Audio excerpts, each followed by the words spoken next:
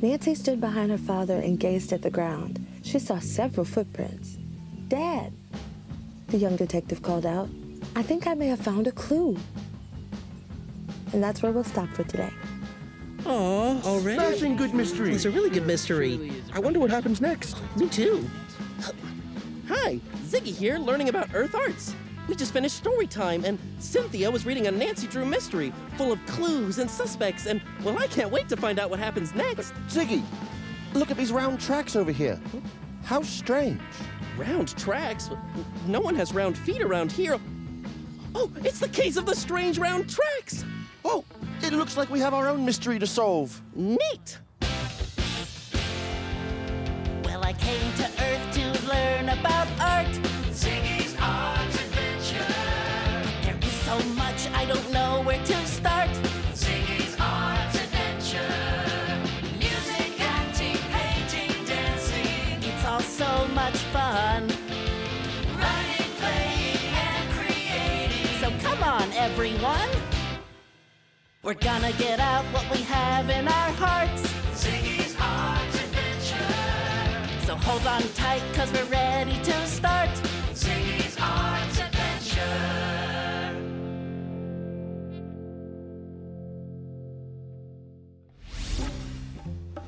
Plot!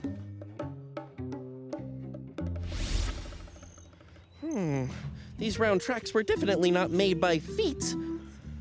And look, they stop right there at that pile of stuff. Oh, strange. I've never seen that pile. Oh, someone put art in the pile. Oh, the plot thickens. Plot? Oh, it's what's happening. Where what's happening? Well, in our story, or a play, or even a song, or a picture. Look at this painting here. You see how it tells the start of his day at the circus? Because there's an elephant waiting to go inside the tent to perform? I get it! Plot is what's happening. I sure wish I knew what was happening in our plot. Oh, maybe this pile of stuff has more clues. Goodbye, y'all. Let us know when you need more art supplies. Was that Francesca who works with the families who need a home? Yeah, the art center is giving supplies to the shelters where families stay. Hey, what's with this pile? And why are y'all dressed as detectives? It's the case of the strange round tracks. We're detectives like Nancy Drew. Strange round tracks? Yes, it was the strange round tracks that got our mystery story started. They sure did, and now we're looking for more clues, like this painting maybe. You're looking for more clues? Well, that means you're in the rising action part of the story now. I've been thinking, that chair looks familiar, and everything around here looks like circus things. It does. Do you think this is a clue? Well, maybe. Thimble grew up living in the circus, right? Well, she did. Do you think this is her stuff? Well, I don't know, but why would she be keeping her stuff out here in the junkyard instead of in her trunk? Even more mystery. Oh, I can feel the suspense building. You can feel we're almost at the climax of this plot. Oh, is that when we solve the mystery? Yes! Then I think we should go see Thimble. The clues all point to her. Oh, those pointy clues! To Thimble's trunk! Woohoo! Thimble! Oh, Thimble's stilts! Oh. Thimble? Thimble? Thimble? Are you in here? Thimble? Thimble! Thimble! What? Oh, Nick, are you okay? I'm fine. Look at this picture. It appears to be little Thimble sitting on her little chair. So that is her chair. I can see why she's piling stuff out in the junkyard. There's no more room to put anything in here. It is bigger on the inside than it looks from the outside. Hey, y'all! You came to visit. The ball pit's made for drop-ins. Are these yours? Well, yes, actually. Well, it was you piling stuff in the corner of the junkyard. Yeah. And it was you... Oh. Yeah, you just said it was you. It was me.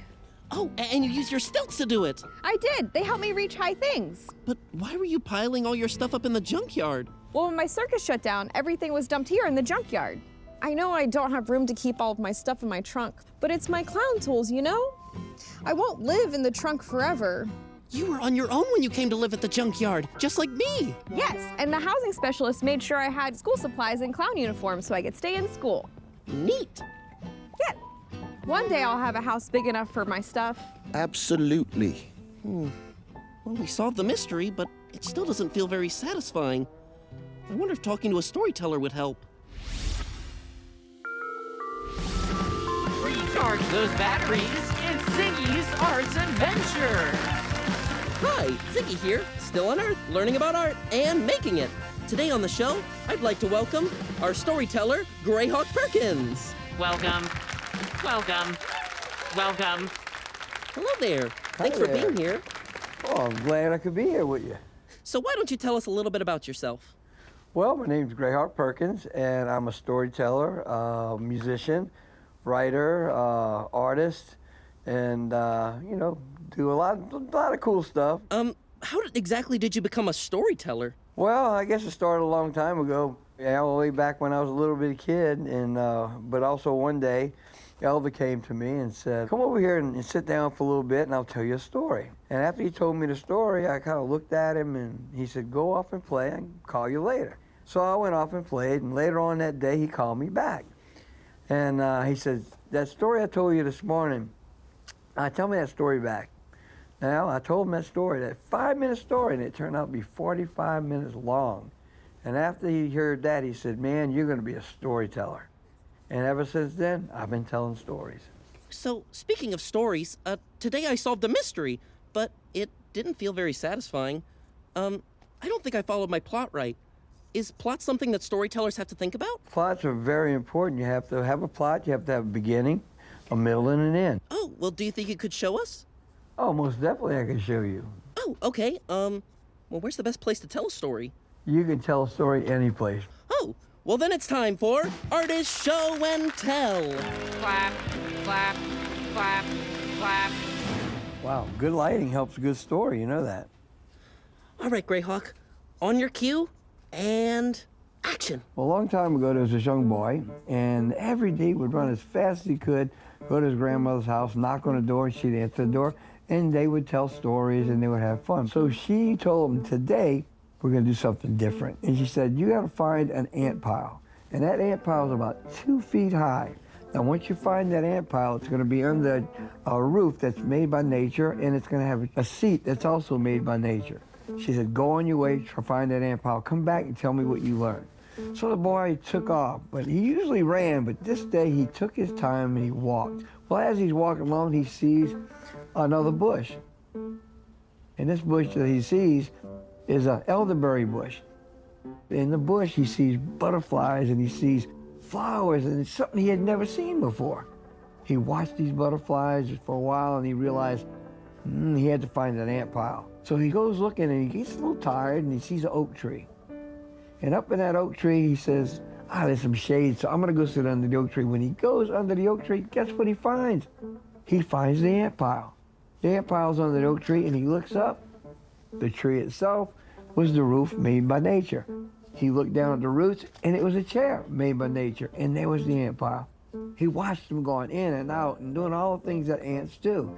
And he realized, look how small those ants are. And they made that big ant pile.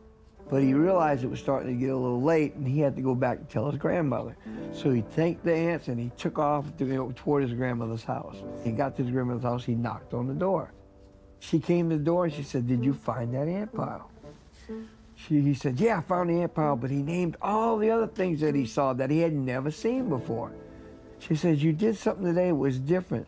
You walked slow, you took your time. Sometimes when you have to slow down and see all the beauty around us. And ever since that day, that boy's been looking for it, and he's sitting right here. That was you? That was me. Neat! So the plot always has a resolution like that?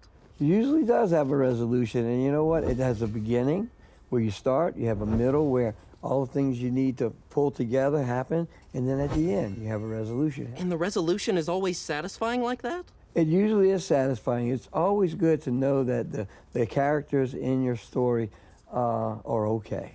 Wow. Well, that's our show for today. I'd like to thank our storyteller, Grayhawk, and our crew, Jack. Bye, everyone. Applause. Applause. Wow, this is fascinating, JB. Thank you. Hey, Grayhawk. Thanks for being on my show to help me understand plot. But I still don't get why solving the mystery wasn't satisfying today. I mean, we figured out it was Thimble on stilts piling up her stuff in the junkyard because it won't all fit in her trunk where she has to live since her circus closed. Well, Ziggy, you solved your mystery, but Thimble has to find her resolution. Oh, you're right! The story isn't resolved as long as Thimble lives in her trunk with no safe place to hold her stuff.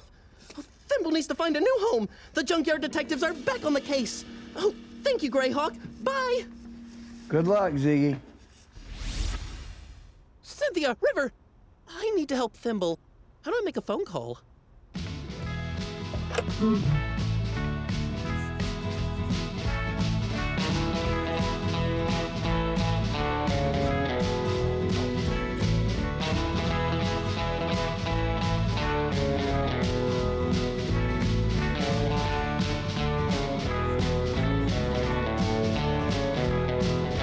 Oh, thanks, guys. It looks wonderful. Happy Woohoo! It was super nice of the band to build a space for me to put my stuff for now. Are you excited about meeting with Francesca, the housing specialist? Very. Just imagine, you'll have your very own home right here in the neighborhood. Hello! Francesca is here. Oh, great. Where's the ladder? Oh, hi, Francesca. Oh, thanks for helping my friend. No problem. Happy to help. Oh, Francesca, meet Thimble. Hi there. Hi. Would you happen to have a clipboard I can borrow? Dude, it's for serious business. Thank you. Do you also need a pencil? I have one. Okay. Oh, it's always so satisfying when a story works out. Yep, it definitely feels like a resolution. Hi, today we're learning about plot and storytelling by creating a story. You'll need paper, a pencil, and some markers or crayons. Oh, thanks, Thimble. First, draw a plot arc. Then, create a character. Think about how they might look and their different traits. Then, choose a setting for your character to live in. It could be real or imaginary. Next, think of a problem that your character could have in that setting. In the middle of the story, have your character make a plan and get help. The story ends by having your character face the problem until it's solved. The end. Night, junkyard.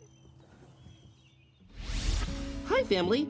I learned about plot today and how a story happens all the way to a satisfying end. It got me thinking about how satisfying it feels to be safe at home with your stuff. The junkyard feels like home now, and after today, it feels a little more like home for Thimble, too. And that's very satisfying.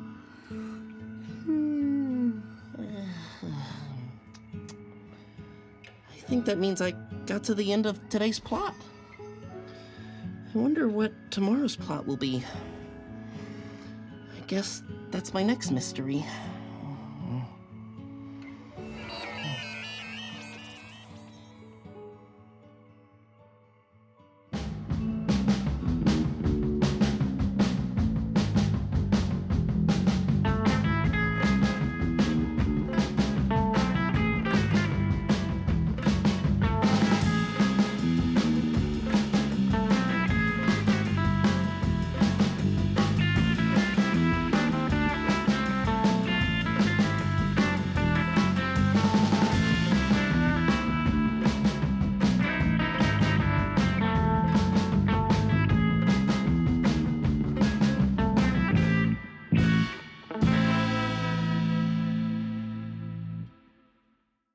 Support for Ziggy's Arts Adventure is provided by the Louisiana Division of the Arts, with additional support from